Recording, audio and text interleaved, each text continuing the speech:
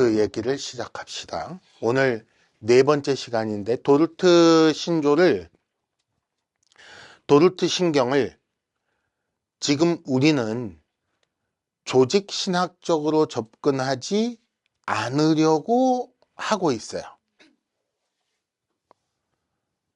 왜냐하면 우리가 52주로 나눠서 하는 그 배경에 있는 게 52주로 나눠서 하고 있는 배경에 있는 문서가 그 합신에서 나온 문서예요. 합신에서 도르트 신경과 함께하는 52주 성경 묵상이라고 돼 있어, 제목이. 그래서 도르트 신경을 성경을 가지고 확인해 나가는 식의 태도를 가지고 지금 이 공부를 하고 있어요. 이렇게 하게 된 이유가 이제 합신에서 말한 게 제목이 이제 52주 성경 묵상이니까 그런 것도 있거니와 또 하나 중요한 거는 도르트 신경을 처음 만든 사람들의 태도가 그래요. 도르트 신경을 처음 만든 사람들의 태도가 어떠냐 하면 학론파의 주장을 대하고 그걸 조직신학적으로 아니면 하이델베르크 요리문답에 비추어서 바라 요리문답 문항에 이렇게 나와 있지 않느냐라는 식으로 반박을 하려고 들어간 게 아니라 보십시오 형제들, 성경에 이렇게 돼 있습니다. 그러니 우리가 이렇게 믿는 것이 옳습니다 라는 식으로 정리를 해나갔어요. 도르트 신경 자체가. 그래서 우리가 계속 봤지만 이 선지자들이 아니면 사도들이 이렇게 말하고 있습니다라고 하면서 계속 성경을 갖다 붙이거든요. 괜히 붙이는 게 아니에요. 그거를 우리가 성경을 토대로 읽어내는 작업을 하고 싶은 거예요. 또 하나 이제 조직 신학에서 많이 사용하는 근거 구절들 갖다 대는 방식이 그 한 절 자체의 언급 가지고 이렇게 갖다 쓰는 형식들이 꽤 섞여 있어요. 꽤. 다는 아니지만 꽤 섞여 있어요. 이게 어렵게 사람을 어렵게 만드는 부분이 뭐냐 하면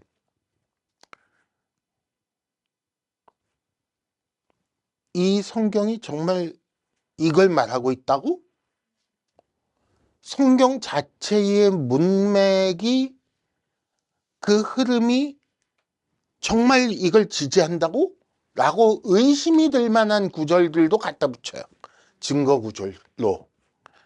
그러니까 이제 보통 그렇게 되면 어떻게 하냐면 이거 그냥 쥐가 읽기 편한 대로 갖다 붙였네 라는 식의 반발심이 생길 수가 있어요. 물론 착한 사람들은 우리같이 착한 사람들은 어떻게 반응하냐면 내가 아직 성경을 잘 몰라서 깊이 있게 깨닫지를 못해서 이 성경이 여기에 근거가 된다는 걸 이해를 아직 못하고 있구나 라는 식으로 봤지만 근데 하여간 그런 위험이 있는데 도르트 신조의 신경에 붙어있는 성경들은 그 성경 자체의 문맥이 이걸 철저하게 지지하고 있다는 느낌을 받았어요, 저는. 그래서 우리가 이렇게 쭉 읽으면서 그 성경을 같이 확인을 하는데 이 성경이 정말 이 교리의 내용들을 잘 밝히고 있다라는 생각을 받으실 수가 있을 거예요. 이렇게 잔소리를 좀 해놓고 시작을 합시다. 첫째 교리의 4항 5항입니다. 4항 5항. 4항 복음 전파에 대한 두 가지 반응이라는 제목으로 되어 있는 거. 이 복음을부터 받는다까지 같이 읽겠습니다. 시작. 이 복음을 믿지 않는 사람들에게는 하나님의 진노가 머물러 있다. 그러나 이 복음을 받아들이고 구주 예수님을 참되고 살아있는 믿음으로 영접하는 사람들은 구주 예수님으로 말미암아 하나님의 진노와 멸망에서 구원받고 영생을 선물로 받는다. 이어서 5항 같이 읽겠습니다. 5항 불신앙의 원인과 믿음의 원인이라는 부분, 다른부터 증언한다까지만 읽겠습니다. 성경은 따로 읽겠습니다. 시작. 다른 모든 죄와 마찬가지로 이 불신앙의 원인과 불신앙에 따른 죄책은 결코 하나님께 있지 않고 사람에게 있다. 하지만 예수 그리스도를 믿는 믿음과 그리스도로 말미암아 받는 구원은 하나님께서 값없이 주시는 선물이다. 성경은 다음과 같이 증언한다 라고 하면서 에베소서 2장을 붙여놨어요. 에베소서 2장 8절 말씀을 붙여놨어요. 그래서 에베소서 2장을 조금 이따 가서 읽으면서 확인할 거예요. 자, 얼른 읽어봐도 사항은 두 가지 반응이라고 했으니까 복음을 받는 사람이 있는가 하면 받지 않는 사람이 있다. 믿지 않는 사람이 있는가 하면 믿는 사람이 있다. 라는 두 가지 반응을 소개하는 쪽이고 5항은 그 각각의 반응에 따른 결과라는 얘기 혹은 그 각각의 반응이 나오게 만든 원인이라는 얘기를 하고 있어요. 5항 옆에다가 일단 이렇게 써보세요. 5항 옆에다가 뭐라고 쓰시냐면 잘 되면 하나님 탓, 안 되면 내 탓 이렇게 써놓으세요. 우리말 속담에는 뭐라고 되어 있냐면 잘 되면 내 탓, 잘못되면 조상 탓이라는 속담이 있어요. 워딩이 정확한지는 잘 모르겠어요. 근데 어쨌든 그런 식의 말이 있어요. 속담이라는 건 뭐 꼭 워딩이 정확해야 될 필요는 없으니까.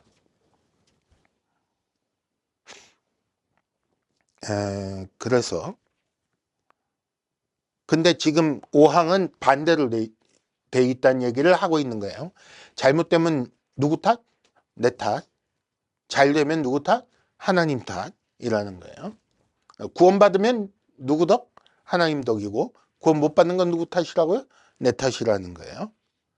학론파들이 얘기한 건 뭐였냐면 구원받는 믿음이 내게 있는 걸 보시고 하나님이 구원했으니 구원받는 건 내가 잘해서 받는 거, 내가 구원 못 받는 건 그건 내가 잘못해서 못 받는 거라는 식의 얘기였어요. 철저하게 사람에게 달려있다는 얘기였는데 지금 와서 슬슬 드러나는 도르트 신경의 입장은 뭐예요? 잘 되면 하나님께서 은혜를 베풀어 주신 덕이고 잘못되면 안 믿으면 안 믿는 놈 책임이에요. 그렇게 말하는 거예요. 왜 이렇게 수용하기 어려운 말을 하고 있을까? 이 얘기를 할 거예요. 배경 질문 봅시다. 복음 전파자를 보내서 듣게 하신다고 지난주에 얘기를 했어요. 그 전에는 뭔 얘기 있었냐면 독생자를 보내셨대요.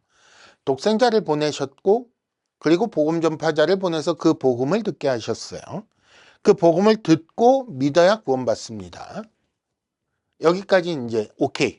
지금까지 지나오면서 오케이가 됐어요. 그러면 모든 사람이 듣는가? 모든 사람이 듣고 믿는가? 하면 그렇지 않다는 거죠. 똑같은 자리에서 외쳤는데 똑같은 현상을 보고 똑같은 말을 듣고 모든 사람이 같은 반응을 보이는 게 아니라는 거예요. 예를 들면 사도행전 2장에 오순절 성령 강림 사건이 있었던 자리에서 모인 사람들이 베드로의 설교를 듣죠. 베드로의 설교를 듣고 다 믿었다? 그날 어마어마하게 믿었어요. 그 설교 한 번에 3,000명이 믿었는데 다 믿은 건 아니었어요. 그렇죠? 심지어 스데반의 설교를 듣고는 사람들이 돌로 쳐서 스데반을 죽여버렸어요. 그러니까 언제나 듣고 언제나 믿는 건 아니다. 그렇다면 자 봅시다. 누군가는 듣고 누군가는 듣지 않고 누군가는 믿고 누군가는 믿지 않는다면 듣고 믿는 것이 사람에 달려 있는 것이요. 그렇다면 그 사람이 들은 것, 믿은 것 이라는 그 행위에 대해 인정해주고 잘했다고 칭찬해줘야 맞는 거 아니야? 라는 거예요. 그쵸? 그런 생각이 든다는 거예요, 사람에게. 그런 생각이 든다. 봐, 남들은 안 듣는데 나는 들었잖아. 남들은 안 믿는데 나는 믿었잖아. 라는 마음이 사람에게 든다는 거예요. 이게 배경에 깔려있는 사람의 생각이고 거기에 대해 이제 이야기가 시작됩니다. 사항의 내용. 전파자에 대한 두 가지 반응과 각각의 결과가 나옵니다. 사항에는 정리하면 이래요. 복음을 믿지 않는 사람, 복음을 받아들이는 사람. 믿지 않는 자에게는 하나님의 진노가 머물러 있고 받아들이면 진노와 멸망에서 구원받아 영생을 선물로 받는다 라고 되어 있어요. 두 가지 반응과 각각의 반응을 보이는 자들의 결과를 정리해 놓은 거예요. 하나님의 진노가 머물러 있다라는 말을 주의해서 보세요. 머물러 있다라는 말이 나오는 이유는 뭐예요? 그 전에 이미 하나님의 진노 아래에 있었다는 얘기를 하고 있는 거예요. 이 얘기가 어디서 나왔어요? 1항에서 나왔어요. 그렇죠? 제일 처음에 도르트 신경을 시작할 적에 이 얘기부터 시작했어요. 하나님의 진노 아래에 있다에서 시작했어요. 근데 복음을 믿지 않으면 계속 거기 있다인 거예요. 거기서 벗어날 수 없다라는 얘기를 하고 있는 거예요. 그 다음에 첫째 교리 5항의 내용 두 번 12번 보세요. 5항의 내용도 두 반응의 원인을 설명하고 있어요. 4항의 첫 번째가 복음을 믿지 않는 사람, 그랬으니까 5항의 첫 번째도 불신앙의 원인을 다루고 있는 거예요. 원인은 뭐예요? 불신앙의 원인과 불신앙에 따른 죄책은 사람에게 있다. 네가 안 믿었으니까 네 잘못이야 라는 얘기를 하고 있는 거예요. 그 다음에 믿음과 구원의 원인은 앞에 4항에서 복음을 받아들이는 사람이라고 되어 있는데 거기에 대한 원인을 밝히는 거예요. 그게 뭐냐면 하나님께서 값없이 주시는 선물이라고 되어 있어요. 5항에 그렇게 되어 있었어요. 그렇죠? 하지만 예수 그리스도를 믿는 믿음과 그리스도로 말미암아 받는 구원은 하나님께서 값없이 주시는 선물이다라고 되어 있죠. 그걸 선물이라고 표현했는데 다른 말로 바꾸면 은혜라고 되는 거예요. 또 다른 말로 바꾸면 뭐가 되냐면 거저 주셨다. 우리 막 쓰는 말로 공짜로 주셨다라는 말이에요. 은혜라는 말은 그러니까 은혜 받을만 해서 받는 게 아니에요. 언제나 은혜라는 말이 딱 나오면 받을만 하지 않은데 주셨다라는 생각을 제일 먼저 하셔야 돼요. 받을만 하는데 준 거는 뭐예요? 월급이에요. 받을만 해서 주는 건 월급이에요. 심지어 월급조차 받을만 하지 않은데 주는 경우도 있어요. 사장님, 그쵸? 사장이라는 자리, 돈 주는 자리, 관리자의 자리를 경험해 본 사람들은 다 알아요. 저 사람이 월급 받을 만큼 일하지 않았는데 어쩔 수 없이 준다. 이런 마음이 늘 있어요. 늘 있어요. 받는 입장에서는 안 그렇죠. 내가 일한 거에 반도 못 받는다. 뭐 이런 생각들이 드는데 어쨌든 받을 만해서 주는 건 월급이에요. 받을 만해서 주는 건 보상이지요. 받을 만해서 주는 게 아니기 때문에 은혜라고 부르고 선물이라고 부르는 거예요. 이 내용을 조금 더 살펴봅시다. 왜 불신앙의 원인이 사람에게 있는가? 왜 불신앙에 따른 죄책이 사람에게 있는가? 왜 네가 안 믿었으니까 여기다 함부로 손가락질하면 안 돼. 큰일 나. 상처받아. 왜 네가 안 믿었으니까 네 탓이고 네 죄고 네가 책임져야 돼라고 말을 하게 되는가? 왜 성경은 그렇게 기분 나쁜 말을 하고 있는가를 보자는 거예요. 이런 생각이 들면 어디로 가라고? 다시 1항으로 가라고. 1항으로 가라. 거기서 뭐라 그랬어요? 모든 사람은 전적으로 타락하여 완전하게 부패하였고 자력으로는 구원받을 가능성이 없었습니다가 1항의 내용이에요. 전적으로 타락했다는 말 뭐냐면 사람의 인격, 지와 정과 의가 다 타락하여 지식도 현찮게 됐고 감정도 이상하게 변했고 의지도 박약인 거예요. 그 얘기하면서 1항 설명할 때 무슨 얘기했냐면 이렇게 얘기를 했어요. 사람이 지식 부분이 지적인 부분이 망가져서 모르고 있어서 그렇지 하나님께서 짠 하고 알려주시면 하나님 뜻대로 살고 싶어 라고 정리동하여 의지를 굳게 하고 열심히 주의 뜻대로 살아내는 사람은 없어요. 그 얘기를 했었어요. 그렇죠? 그러니까 지만 망가진 게 아니에요. 정의 인격의 전체가 사글이 망가진 거예요. 완전히 부패하였다라는 얘기도 했었고 그래서 전혀 스스로는 아무것도 할 수 없어요. 스스로 아무것도 할 수 없는 가장 큰 증거는 뭐냐면 구원을 원하지 않는다는 거예요. 너무너무 구원받고 싶은데 지금 이 처지가 너무 나는 비참하게 여겨지고 하나님 없이 산다는 게 막 죽을 것 같은데 스스로 아무것도 할 수 없어서 애가 타는 마음에 하나님 제발 동아줄 하나만 내려주세요 하고 울부짖는 사람이라면 그나마 완전히 부패가 아니에요. 전적 타락이 아니라고요. 그건 전적이라고 말을 붙일 수가 없어요. 근데 전적 타락 혹은 완전한 부패라고 말을 하는 건 뭐냐면 자기가 구원이 필요한 존재라는 것조차 인식하지 못하는 상태예요. 그러니까 이걸 뭐라고 부르냐면 죽어있다라고 말을 하는 거예요. 죽어있는 사람은 배가 고플까 안 고플까? 뱃속에 든 게 없으니 배가 고프겠지. 근데 배고프다는 걸 못 느끼는 거지. 목은 마를까요? 안 마를까요? 당연히 목이 마르겠지. 수분이 보충되지 않으니까.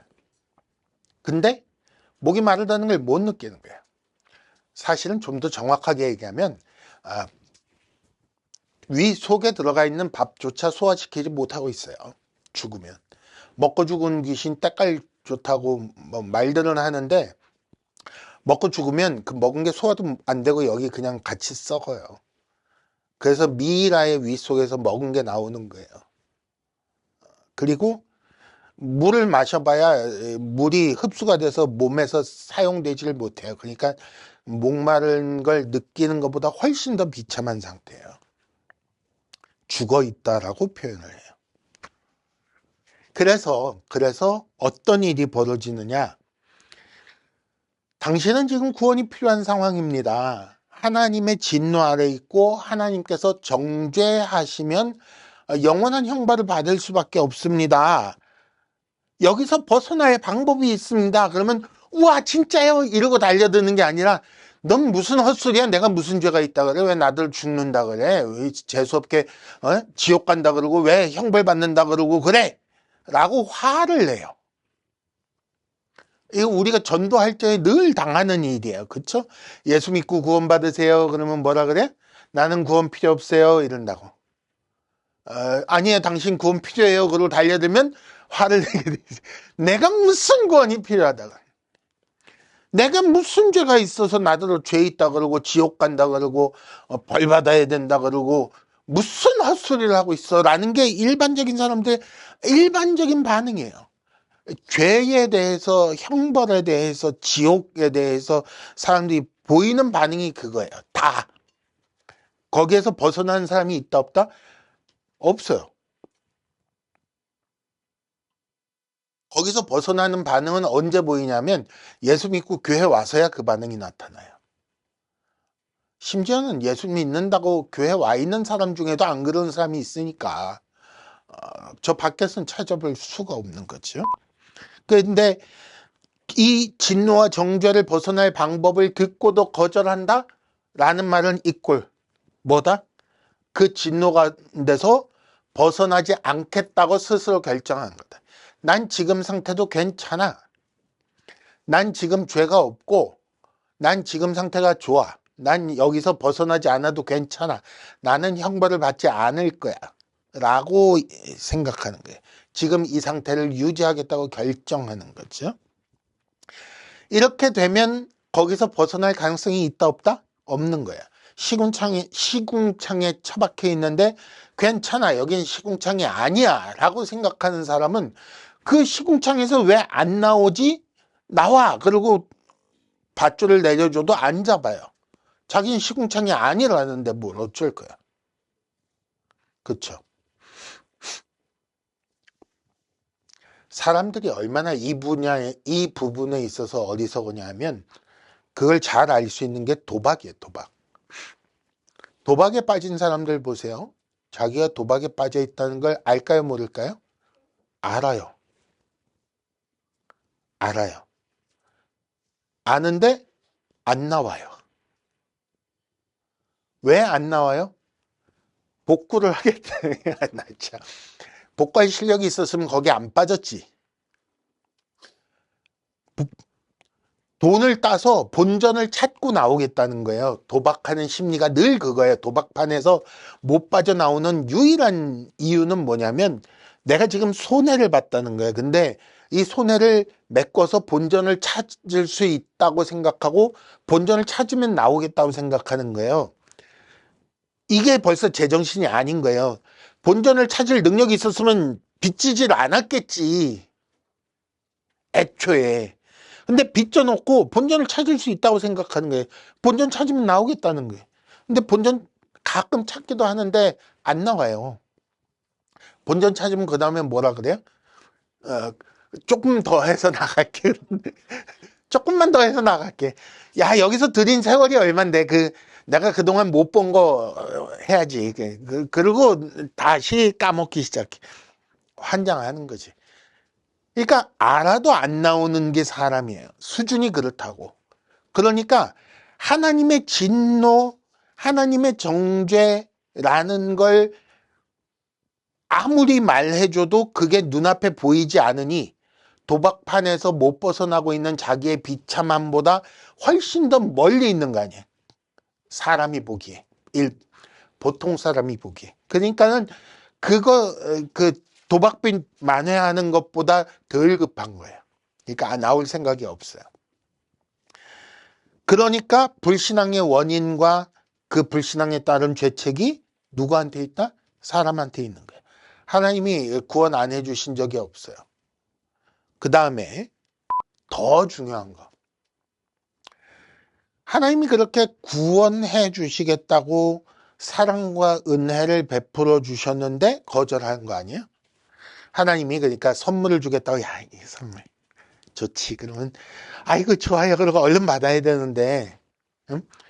그 공주 왔다 와서 준 거 내가 얼른 받은 것처럼, 악수도 하기 전에 쌀부터 받아낸 것처럼 얼른 받아야 되는데 하나님께서 은혜를 주셔서 살려주시겠다고, 영생을 주시겠다고 선물을 이렇게 낑낑대고 들고 하나님 낑낑대지는 않으셔.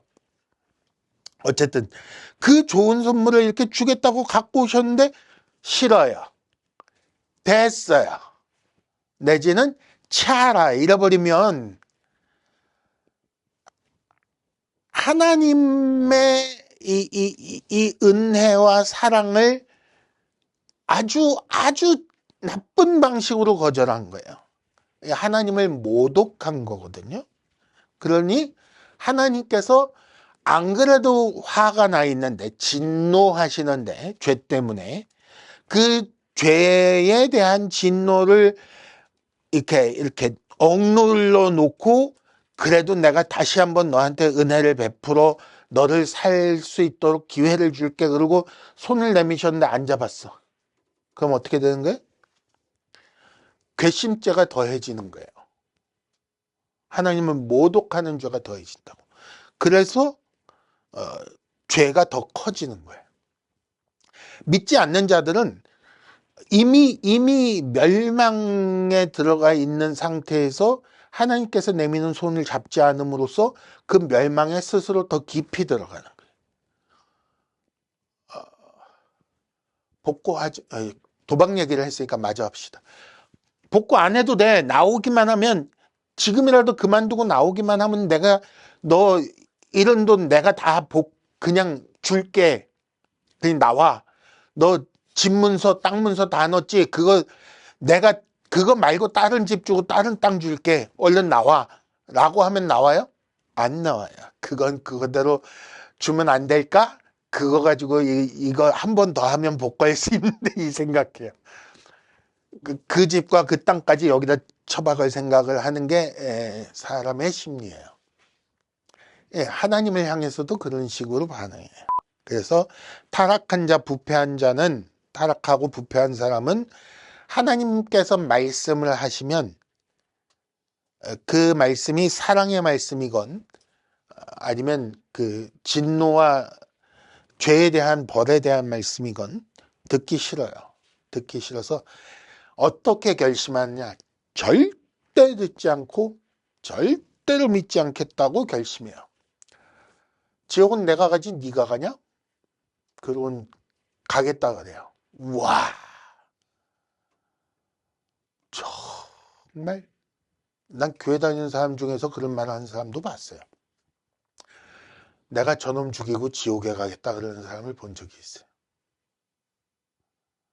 말이 되는 얘기예요? 내가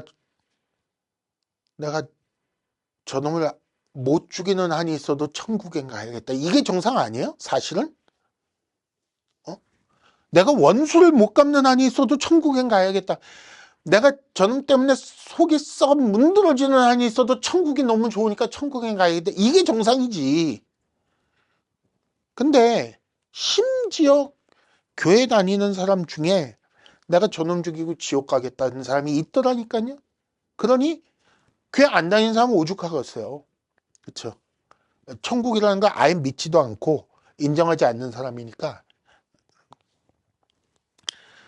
이거는 불신자의 경우고, 신자의 경우 믿음과 구원을 하나님께서 값없이 주시는 선물이라는 걸 에베소서를 가지고 확인해 봅시다. 2예요. 주보에. 에베소서 2장 1절, 2절, 3절 사람의 원래 상태를 이렇게 말씀하세요. 허물과 죄로 죽어 있었다. 이 세상 풍조를 따르고 공중의 권세 잡은 자 즉 마귀를 따랐다. 그 다음에 육체의 욕심을 따라 지내며 육체와 마음에 원하는 것을 하였다. 그래서 결론적으로 뭐다? 본질상 진노의 자녀였다. 본질이 그렇다는 거예요. 진노의 자녀였다. 이게 사람의 원래 상태예요. 이거를 저랑 친한 동기 목사가 아이들을 가르치기 위한 교재 만들 적에 아주 재밌는 예화를 하나 냈는데 뭐냐면 불빛을 향해 달려드는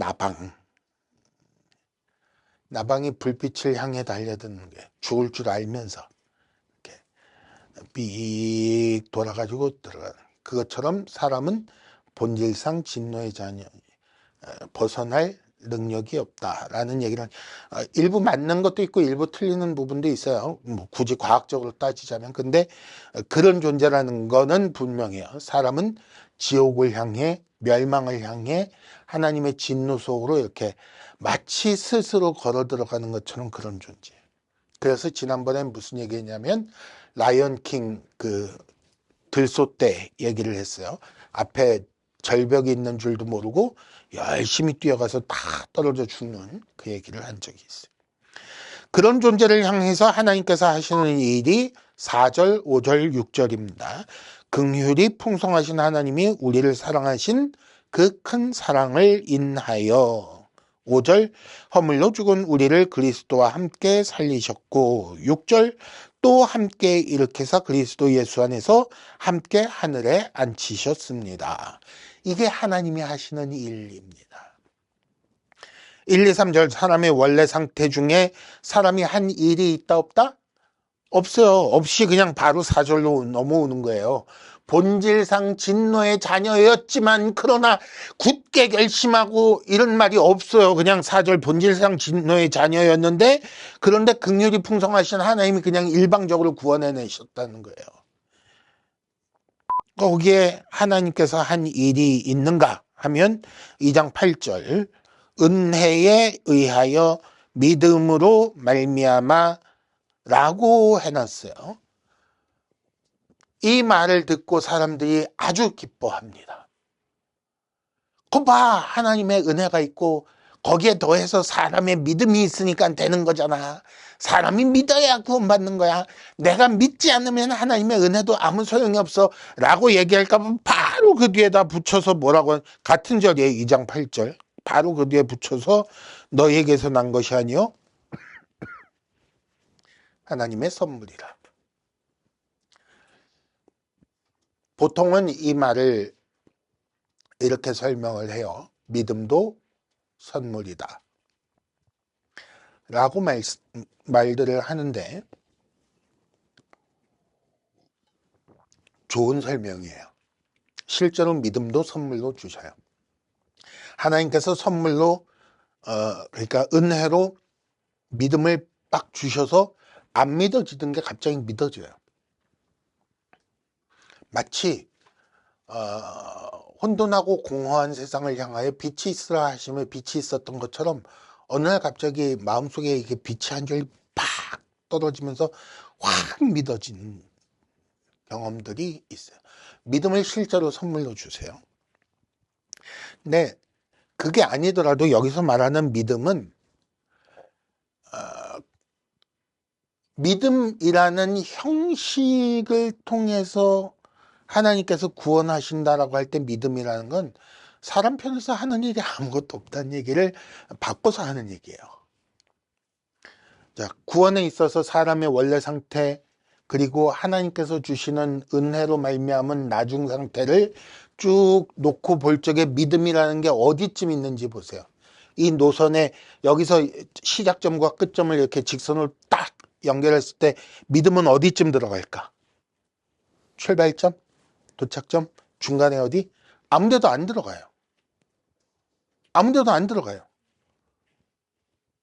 믿음은 그 어디에도 속하지 않아요. 여기 출발점과 도착점 사이에 이 길에 믿음은 어디에 놓을 데가 없어요. 생각들을 해보세요. 그러니까 믿음으로 구원받는다는 얘기는 뭐냐면 이 출발선에서 이 도착점까지 가는 길에 내가 하는 일이 아무것도 없네 라는 걸 인정하는 게 믿음이에요. 그 믿음으로 구원받는다는 얘기는 사람이 한 게 아무것도 없이 구원받는다는 얘기를 고상하게 해놓은 게 믿음으로 구원받는다는 얘기예요.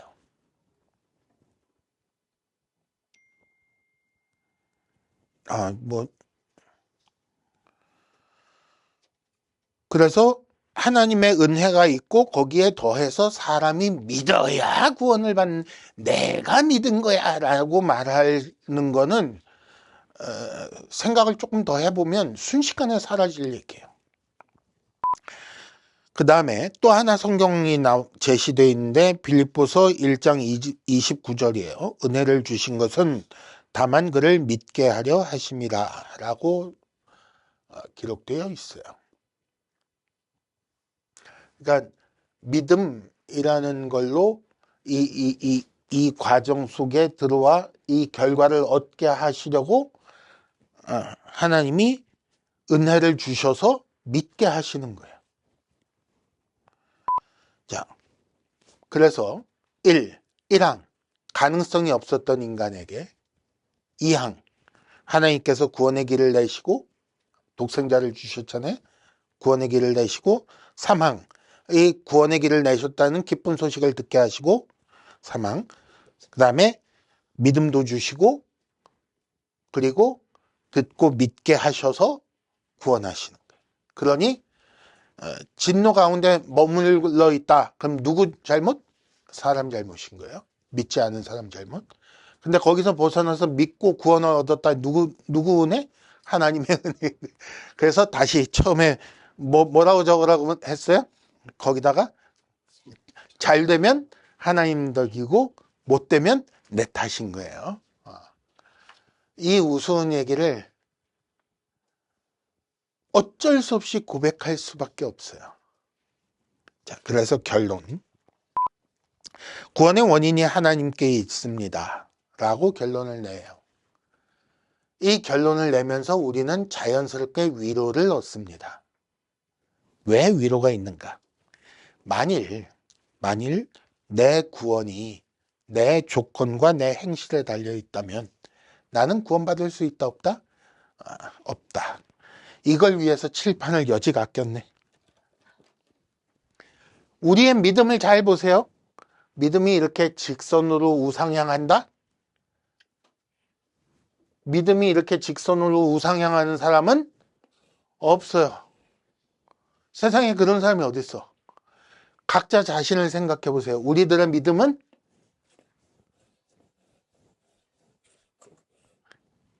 그쵸? 커트라인이 여기 있으면 큰일 나는 거예요. 큰일 나는 거예요. 커트라인이 여기 있으면 그나마 다행일 수 있는데 커트라인 대부분은 이렇게 하는데 커트라인은 여기 있어요. 전에 옛날에 어렸을 적에 리더스 다이제스트라는 잡지가 나왔었어요. 거기서 읽은 얘기인데 어떤 사람이 탈영을 하겠다고 그 담 옆에 큰 나무에다가 줄을 매놓고 붙들고 이렇게 매달렸는데 못 나갔어요. 매달려서 이렇게 담장 안과 밖을 왔다 갔다 하고 있었어요. 그걸 보고 경비 서던 사람이 뭐라 그랬냐면 탈영 불법 침입, 탈영 불법 침입 이런 거는 다 적더래. 그 책에서 읽은 얘기예요. 그 매달려 있는 동안 계속 죄가 더해지고 있는 중인 거예요. 우리는 왔다 갔다 하면서 계속 죄만 더하고 있는 걸 수도 있어요. 내 구원에 있어서 내 행실과 내 조건이 조금이라도 반영된다면, 몇 프로나 반영이 되든 조금이라도 반영된다면 나는 구원에 이를 가능성이 없어요. 그래서 사람들이 이제 어떤 사람들은 뭐라고 생각하냐면 죽을 때까지 내가 구원 받았는지 안 받았는지 몰라 라고 하는 사람들이 그래서 나오는 거예요. 그렇게 살고 싶다 아니다? 그런 불안한 삶을 어떻게 살아요? 내가 살아있는지 죽어있는지를 확정짓지 못한 채로 숨을 계속 쉬어가면서 숨이 쉬어지네, 살아있나 봐. 그러다가 숨 쉬는 걸 인지하지 못하는 순간에는 어머, 내가 숨 안 쉬었나 봐. 나 죽을 뻔했어. 이러고 살아야 되잖아요. 이해가 되세요? 그렇게 살 수 있다 없다? 세상에 그런 사람이 어딨어. 그러면 잠을 어떻게 자? 내가 잠자는 동안에 수면 무호흡 이렇게 생긴 사람들은 다 있어요. 이런 신체 형상을 가지고 있는 사람들은 다 있어요. 수면 무호흡. 죽을까봐 겁이 나서 못 자요. 그렇죠? 근데 하나님께서 내 구원을 이루신다 라는 얘기를 지금 하고 있는 거잖아요. 우리의 구원은 전적으로 하나님의 은혜다라는 말은 하나님께서 내 구원을 100% 홀로 다 이루신다라는 말이에요. 그러면 하나님께서 내 구원을 이루시는데 그 하나님은 어떤 분이시다? 절대로 변함없으시는 분이다. 회전하는 그림자도 없으신 분이다. 라고 되어 있어요. 와, 정말 해시계 이렇게 딱 꽂아놓으면 그 그림자가 쭉 이거 얘기하는 게 회전하는 그림자도 없으신 분이다. 그 변함 없는 하나님께서 내 구원을 이루신다. 그러면 내 구원이 이렇게 될 가능성이 있다 없다? 내가 백날 이거보다 더 이렇게 왔다 갔다 할지라도 내 구원은 빵 끝인 거예요. 이것보다 더 큰 위로가 어디 있어요? 빵 하고 끝인데. 그리고 이걸 믿는 순간 뭐도 믿게 되느냐 하면 하나님께서 이런 나를 구원하사 빵 구원 끝 하실 정도로 완벽하게 나를 사랑하시는 분이고 내게 가장 좋은 구원을 주시는 분, 천국을 유업으로 주시는 분이라면 내가 사는 이 세상에서의 삶이 아무리 업다운이 심할지라도 이 모든 삶이 결국은 뭘 이루는데 도움이 되기 위한 것이다? 이거에 도움이 되는 것이다 라는 얘기예요. 그래서 이걸 로마서에서는 뭐라고 말씀하냐면 모든 것이 합력하여 선을 이루느니라 라고 말을 하고 있는 거예요. 그러니까 하나님께서 나에게 오늘은 고등어를 먹게 하셨어. 내게 고등어가 필요해서 먹게 하신 거예요. 하나님께서 오늘은 나에게 아침에 이어 점심도 굶게 하셨어. 굶을 필요가 있으니까 굶게 하셨다라고 생각하시면 돼요. 지난주에 밥 못 먹고 가서 내가 되게 섭섭했어. 저 나이 때 열심히 먹어야 되는데 지금 못 먹어서 어떡하나. 오늘 2배로 먹고 가. 꼭.